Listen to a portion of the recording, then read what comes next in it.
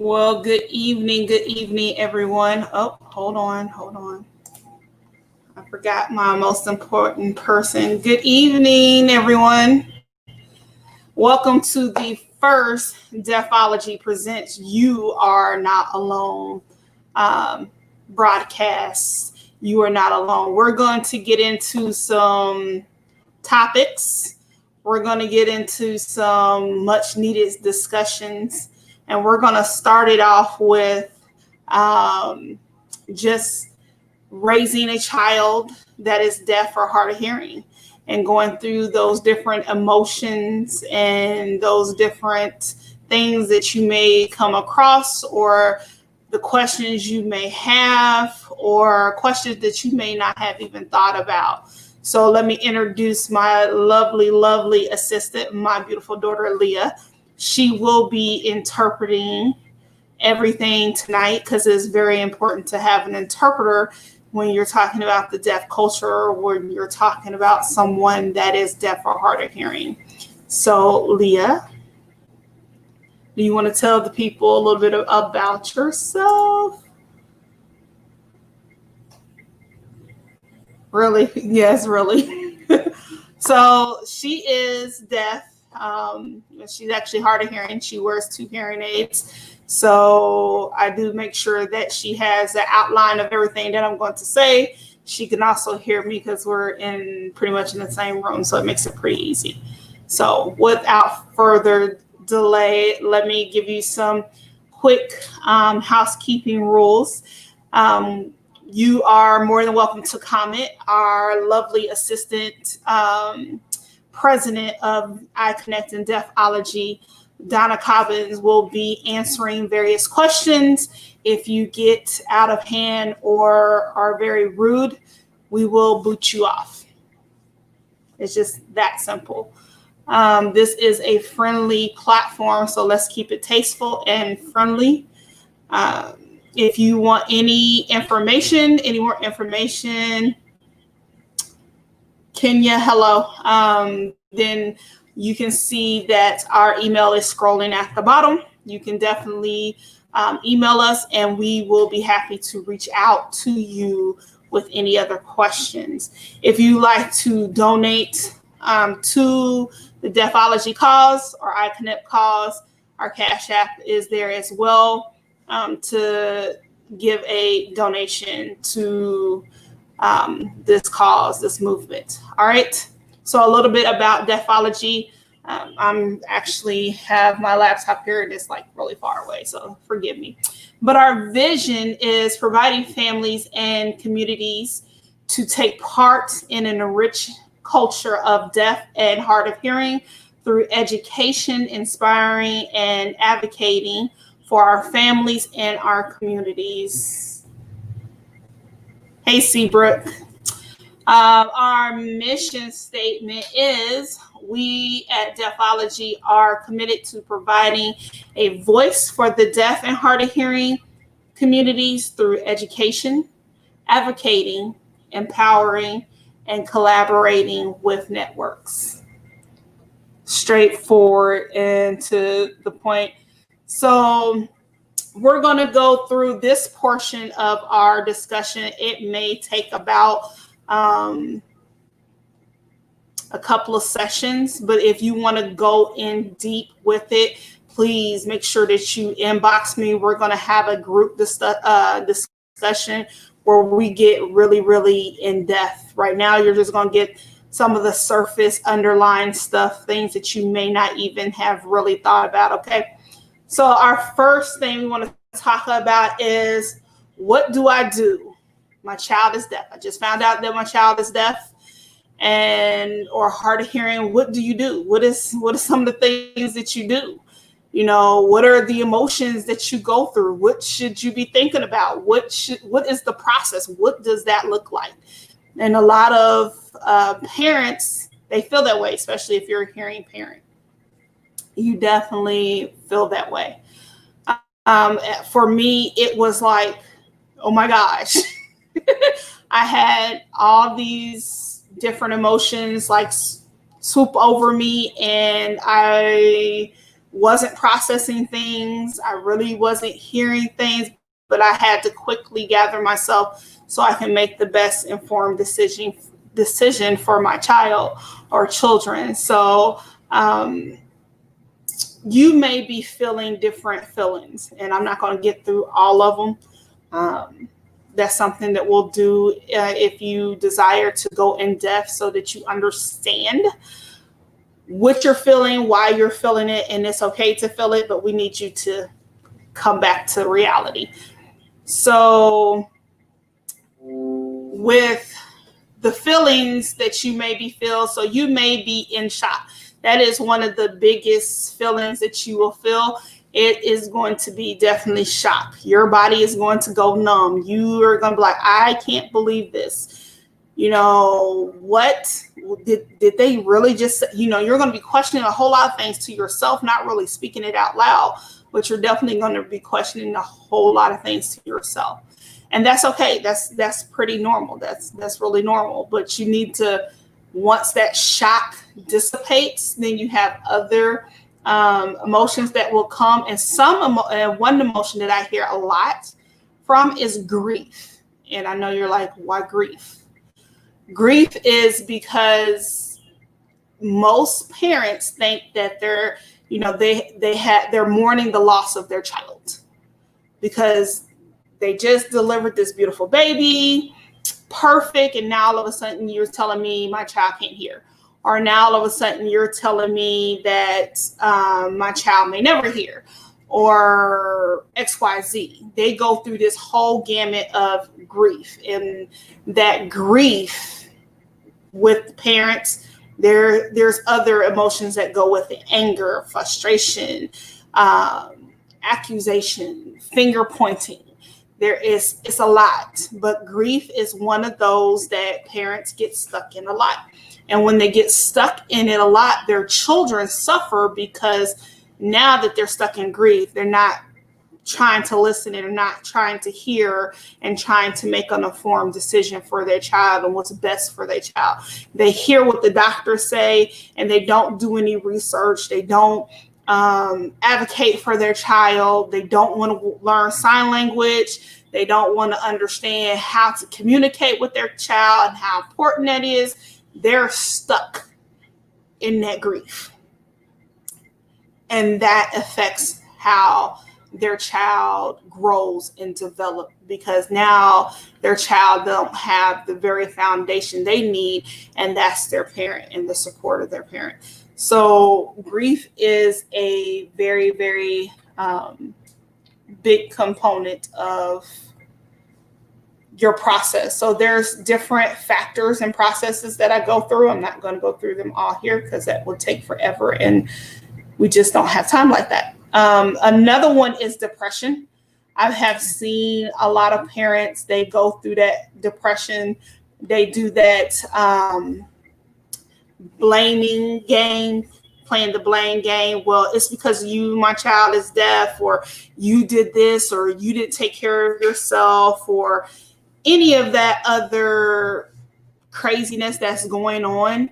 So you begin to point fingers, you begin to trying to figure out, and you just get overwhelmed, and there's no one in the same situation. You feel like that you're doing this alone.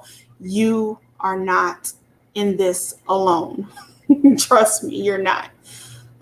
There is a lot of support for you here. So we want you to really self-care is one thing you're going to hear me talk about a lot, is having that self-care, having that just taking a step back and taking a deep breath and really like, okay, this is processing the information, because nowadays we don't process what's being given to us and we don't process the information. So we have all these different emotions that sweep over us. And sometimes we get stuck in the various emotions. And not only does it hurt you, but it hurts the relationship with your child. And then it hurts that relationship with the school and the doctors. And now you're in this big mess that didn't even need to be. Take a step back, breathe. figure out what you were just told, and then go from there. Trust me, I know I breathe all the time. No, you don't. You don't breathe properly. Hello, if you just coming on Deafology. So just breathe. Sit back, tell the doctor, hold on, I need a minute to process this. Tell, if you have a spouse, hey, I need a minute to process this. Then the next step you need to do is take a look at the beautiful baby that you are holding. Like, take a look, remember why you had your baby. Remember, the joy that you felt with, carrying this baby for 9 months. Think about the joyous moments that you're going to have. Don't think about something has just been taken away from you, because trust me, it's not. And I'm going to go into that too, but we go into that deeper on our in our interpersonal classes or our groups or our support groups. We go into that very, very deeply. We hit that hard. So if you want to know more about that, please drop us a line, email us, inbox me, and we'll get the information out to you. All right. Another thing we're going to talk about is some stereotypes and some misconceptions. Again, I'm just going to hit some very top line. Not going to really go in deep with it because we can be on here for a long time. Maybe I will do a live where I am really hitting home on certain key points, but I just wanted to give you a little bit of what's going on with us. Okay. So one of the myths or stereotypes are all deaf people sign. I just wanted to see hers do that. All deaf people do not sign, and all deaf people do not know ASL. There are a lot of different versions of sign language, and they're all not ASL. So most deaf people will read lips. They do a lot of reading lips. Some of your older deaf people that grew up when oralism in the school for the deaf had taken place, they actually verbalize. They'll use both sign and verbalization to communicate. Some deaf people will just write things down. Some may have like voice boxes, which are like the iPad with the icon with protocol, and you're making words or sentences or stuff like that. So all deaf people do not sign. Sorry to bust your bubble, but they don't. Another one is hearing aids and cochlear implants make you hear normally. That's not true. So a lot of parents, you think that if I get my child the cochlear implant and not really doing your research on the cochlear implant, and I'm going to actually do a insert right here. There has been recalls 3 times on the cochlear implant. Do your research. Now back to your regular schedule program. Cochlear implants and hearing aids do not make children hear normally. What you hear now is what normal hearing is. A child that has hearing aids, so when we hear through our ears. It goes through the eardrums, through the hairs in our ears. It reverberates off of the eardrums. Well, the way a child or someone that has hearing aids, well, their microphones is in the back of the hearing aid itself. So they're hearing from the back of the device. It goes through the tube into the mold. Most kids don't, their eardrums don't work well. Some of them don't have the hairs that are in their ears to help them to hear. So their sound may sound a little distorted. Okay, we will, when we get in our groups, I'll play a little audio so that you get to hear what that sounds like. Now, when you're talking about a child that has cochlear implants, they actually hear on the top of their head. So The sound waves come on the top of their head because they have had devices that have been implanted in their head. So the sound waves actually are on the top of their head and they resonate down. So that's the difference. And they still don't hear as clear as those that have hearing aid. They hear like if someone was talking in a microphone and it's very distorted. That's how they hear. A lot of people think, well, if my child has hearing aids or cochlear, I'm fixing the problem because they're broke. Well, your kid is not broken. There's nothing wrong with your child. Your child just sees the world differently. And there's nothing wrong with that. There's nothing wrong with, I'm telling you, having a deaf child, now I have two, has been an amazing adventure. My daughter has taught me so much about her culture, her life. So I put this question to people. If you're trying to fix someone that is deaf and you're cheating them out of their culture, I have to say that. What is the difference than a Black culture, a white culture, Asian, Hispanic? What's the difference? So do we all paint or bleach our skin? Do we deny who we are as individuals? If that answer is no, why do we deny a deaf child their culture and their identity? Because that's part of who they are. Why are we trying to fade out and phase out this culture? Let that sit with you. All right. Let's do one more. So another one that I hear is that deaf people only have lowly jobs. That's not true. And a lot of people think that reason is because most doctors and most school districts will tell you, if you send them to a deaf school, they're only going to have a 4th or 5th grade reading level or math level or whatever. That's not true.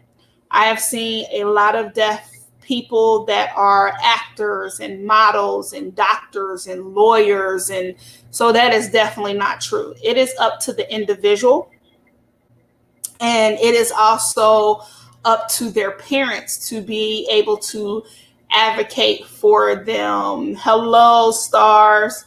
So that is a falsity. That's deaf people don't have lowly jobs. Deaf people hold all different type of jobs, just like me and you. The only difference is that they're deaf. That's it. That is the only difference. Please let me know. Type in the box if you have any comments or questions. All right, we're going to hit one of our other lessons, which is understanding your child. So I broke this down into lessons. So I've given you lesson 1. Which is, what do? I just found out, oh my God, my child is deaf. Lesson 2, the stereotypes and myth of deaf culture. Lesson 3, lesson 2 is the myth and stereotypes of deaf culture.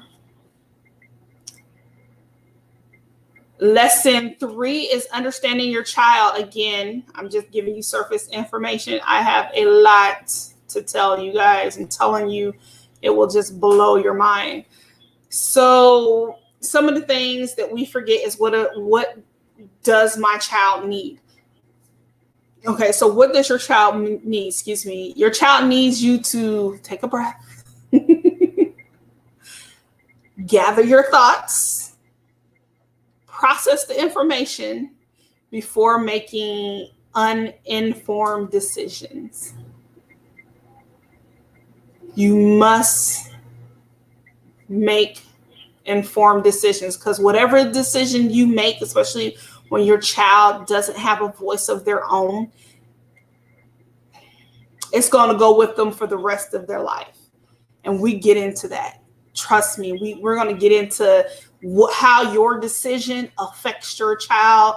I mean, it affects it to the point that I have seen deaf kids commit suicide, all because it stemmed from an uninformed decision from their parents and not having the support of their parents. So we're going to get into all of that. That's right. Gather your thoughts. So your child needs you to gather your thoughts. Take a deep breath. They need your support. That's what they need.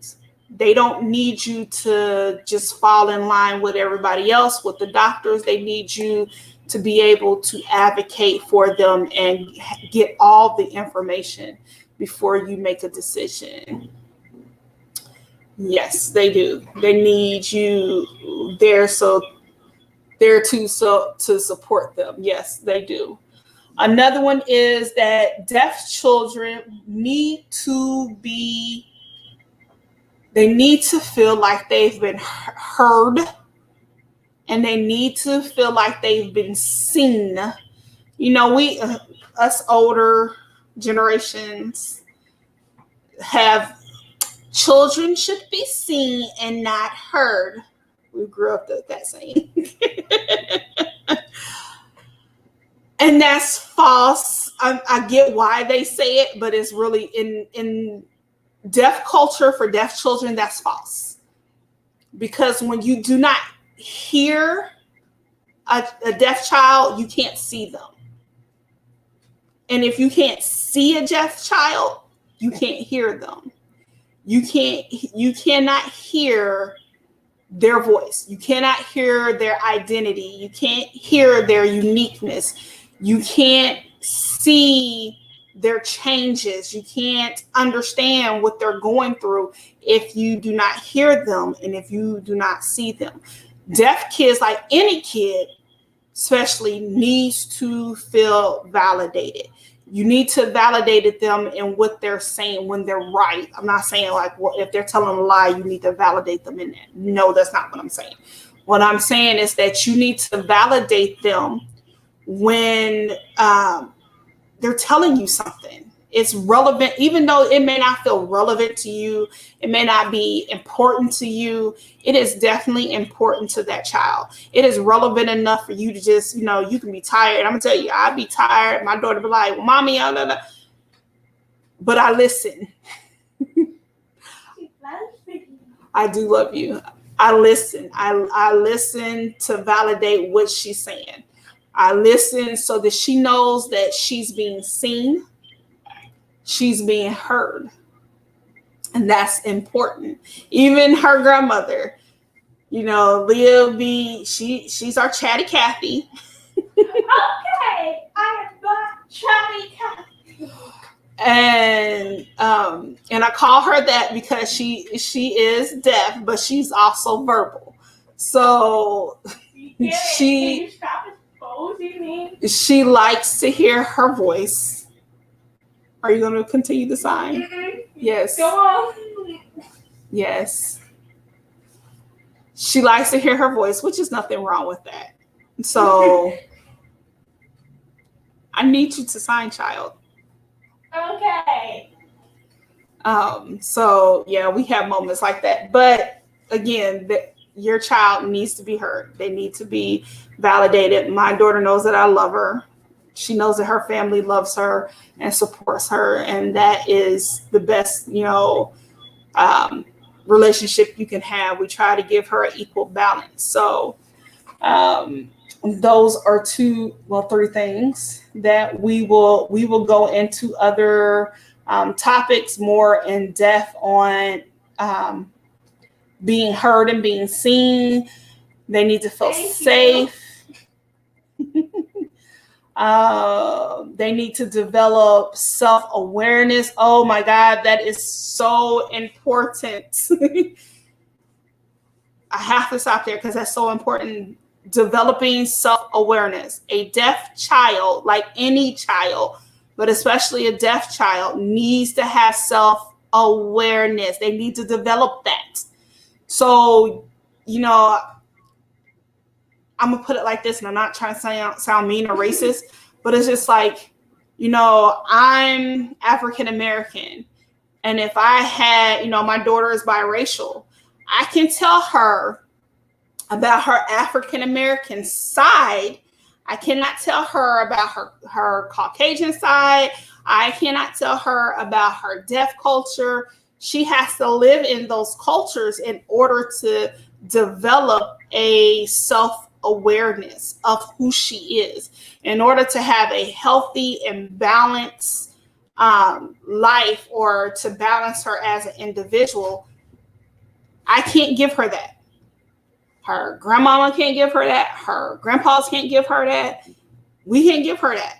So if her dad comes around and when he visits, he can only give her the Caucasian side. He can't give her the African American side. He can sort of give her the deaf side because he's deaf too, but he hasn't lived in it. So it's sort of hard for him to explain that type of culture to her. So the only way that she can get that culture is by going to deaf school. And we get into that too. So a strong self-awareness.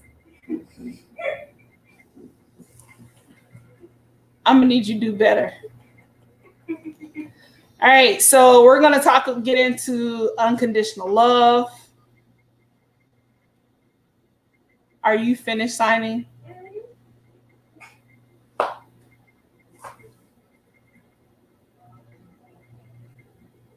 Unconditional love, communication skills, maintaining balance. We talk about all those. Lesson 4, we go into deaf schools versus mainstream schools. So I get to tell you about what is a deaf school, what is a mainstream school, why I preferred a deaf school. We tried mainstream school, the pros and cons with that, what that looks like. Most people think that, just real quickly, most people think that deaf schools are institutions, and they really are not institutions. They're really amazing. My daughter has grown from being in a deaf school.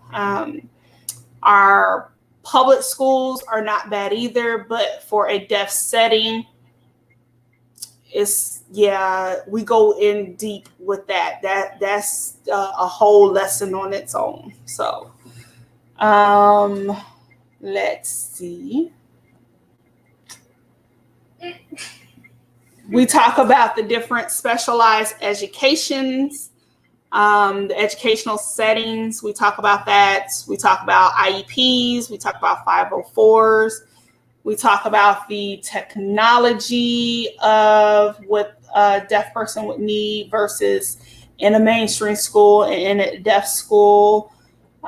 We talk about the different supports, the appropriate communications and techniques in both of those settings. The different supportive roles in those settings.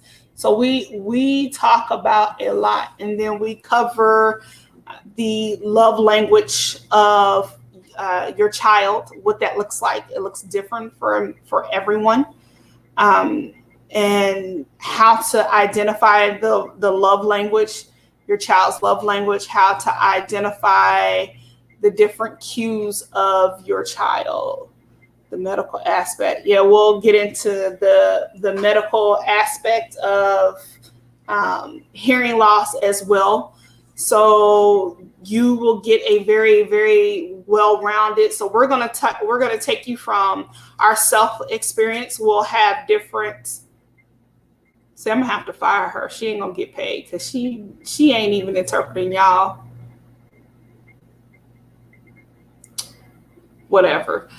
So we're going to take you from our experience. We'll have an experience. We'll have guest speakers from, living in our home. You'll hear from her grandmother. You'll hear from her herself.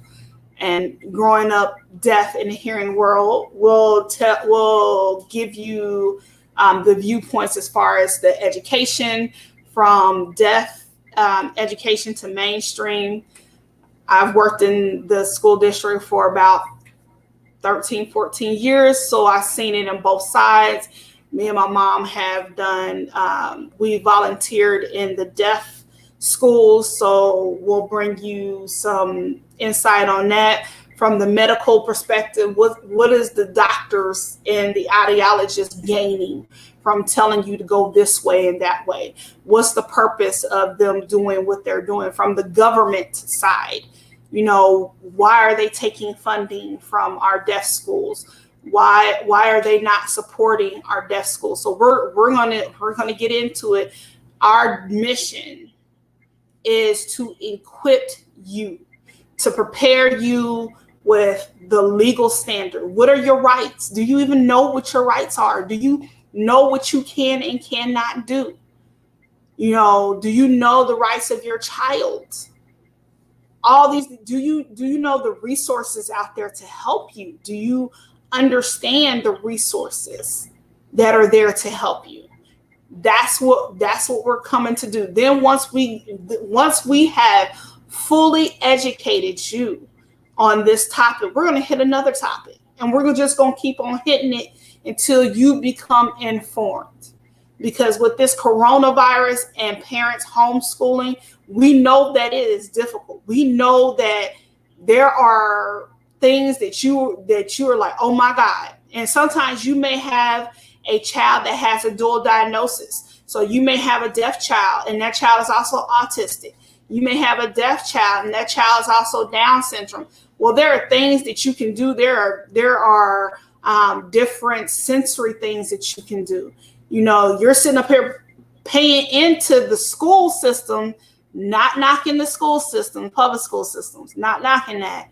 But there are things that you can do yourself. There are loads and tons of things that we're going to equip you with, so that when the school's properly open and it's safe for our children to go back to school, you can spot the uh-ohs. You can spot where they're trying to label your child, and your child don't even need to be labeled. You can spot where you know that your child needs X, Y, and Z. You can call the doctors and the teaching professionals on their job. You can spot when they're not doing their job. That's what we're here to do. We're here to upset the education, the governmental mountains. That's what we're coming to do. We're coming to upset it. We're coming to inform you, because the reason why so many parents are so uptight and so many parents are they're bent out of shape and they got to have a drink and because you haven't been equipped properly. You only get half of the picture and not all of the picture. Well, we about to come and give you all of the picture. So if you want all of the picture, if you want to know the ins and outs, if you want to be better equipped, if you need those little techniques and you need to figure out how to get your child on the right way to learning, especially if you're learning from home, because I know it's stressful. We're going to give you those techniques. We're going to give you those different ins and outs and things that we've learned. You're going to get that from me, and you're also going to get that from my president, Donna, that she's done homeschooling with my son when she took him into Connection Academy and the K-12. So she has a better view on what all that looks like too, and the different techniques and how she spotted different things. And, you know, so you're going to get, yeah, I'm throwing you up under the bus, Mom. You're going to get a whole gamut of information. But what we need you to do, we need you to like, share on all platforms. We need you to go and email us, which is scrolling, and request for that information. We need you to tag somebody that needs this information.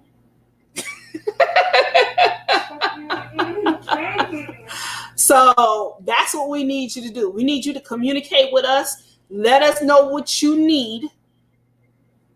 Let us know what your desire is to want to know.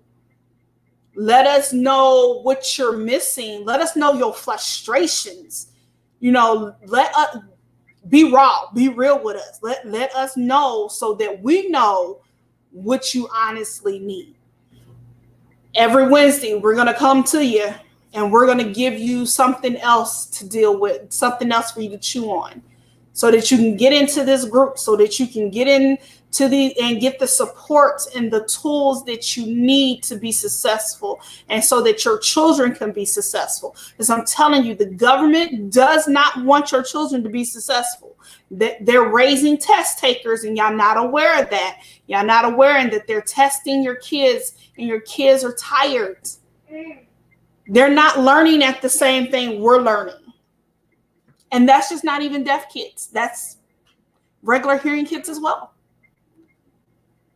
So we're gonna hit it hard. We're definitely gonna hit it hard. So if you have any questions, you have any concerns, leave us a comment. We appreciate you. We love you guys. We are supercharged and excited over here at iConnect and Deafology, as you can see. But we have more to come. So stay tuned, stay tight, buckle up, because prepare for the ride. All right. See you next time.